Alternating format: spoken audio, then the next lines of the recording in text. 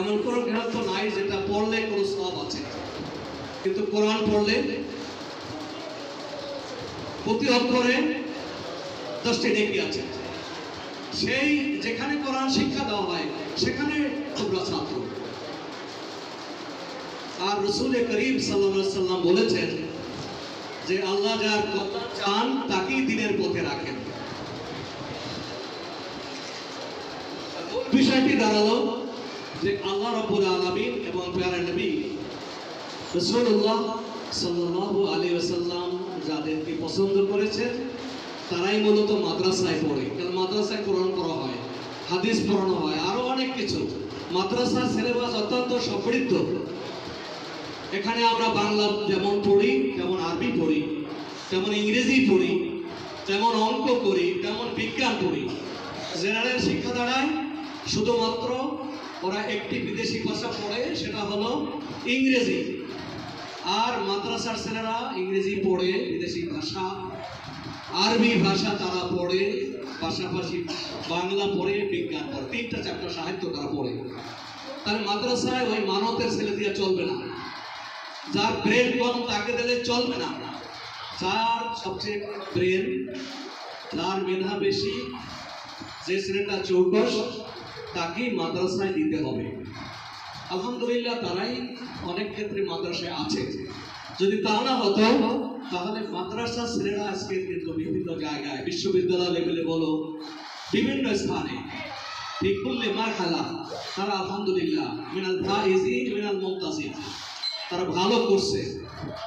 মাদ্রাসায় পড়ে কেউ হৃদমন্যতায় ভুগবে না যে মাদ্রাসায় পড়েছি আমি মনে হয় কোনো অংশে কমে আছি। না, অনেক অনেক তুমি ভালো জায়গায় আছো।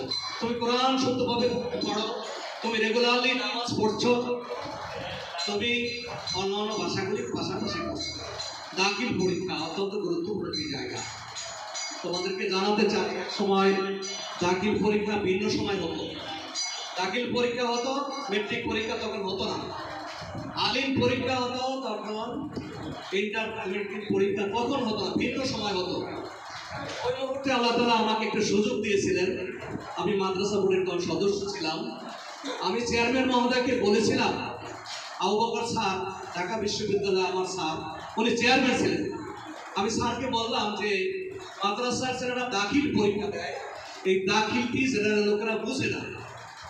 যদি দাখিল মেট্রিক পরীক্ষার দিন আর দাখিল পরীক্ষা অনুষ্ঠিত হয়, আর এসএসসি পরীক্ষার সময় যে আলিম পরীক্ষা অনুষ্ঠিত হয়, তাহলে দেশের এই যারা মুসলিম, যারা 20% মুসলিম এই বাংলাদেশে, সবাই বুঝতে পারবে যে মেট্রিক মানে দাখিল মানে মেট্রিক, মেট্রিক মানে দাখিল। আজকে যারা বাংলাদেশের মানুষরা, আমি সেই গুণাগার সেই কাজটি করেছিলাম। আমি প্রস্তাব দিয়েছিলাম 5 সদস্য বিশিষ্ট সর্বোচ্চ কমিটি, হায়ার কমিটি, সেখানে আমি বলেছিলাম। আলহামদুলিল্লাহ সেটা তখন পাশ হয়ে গেছে। এরপর থেকেই দাখিল পরীক্ষা মেট্রিক পরীক্ষার সাথে হয়, আলিম পরীক্ষা এই পরীক্ষার সাথে হয়। আলহামদুলিল্লাহ এটা আমাদের এই মাদ্রাসা শিক্ষার্থীদের জন্য, আলেম ওলামাদের জন্য, ইসলামী শিক্ষা যারা করি আমাদের জন্য বিরাট অর্জন। তোমরা কখনোই হীনমন্যতায় ভুগবে না।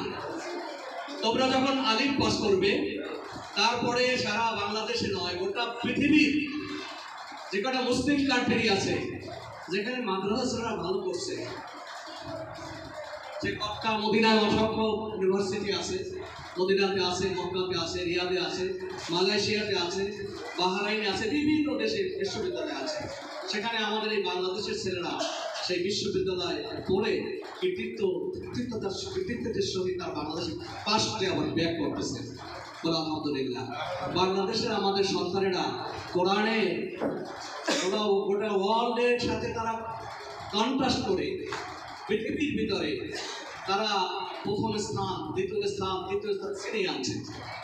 একজন ফুটবল খেলোয়াড় যারা, তারা যখন এই ধরনের একটি রেজাল্ট খেলায় ফার্স্ট হয়ে যায়, তখন গোটা বাংলাদেশ উল্লাসে মেতে ওঠে। দুঃখের বিষয় যে এখনো আমরা এই জায়গায় উঠতে পারি নাই।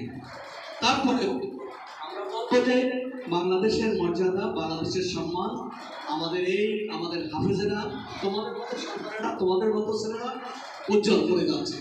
আমার কথা এখানে এই জন্য বলছি, কোনো হীনমন্যতায় তোমরা ভুগবে না, তোমরাই পারবে ইনশাআল্লাহ। দাখিল পরীক্ষা মানে তোমাদের এই জীবনের প্রথম পরীক্ষা। এর আগে অষ্টম শ্রেণীতে পরীক্ষা তোমরা পাওনি, পঞ্চম শ্রেণীতে একটা পরীক্ষা তোমরা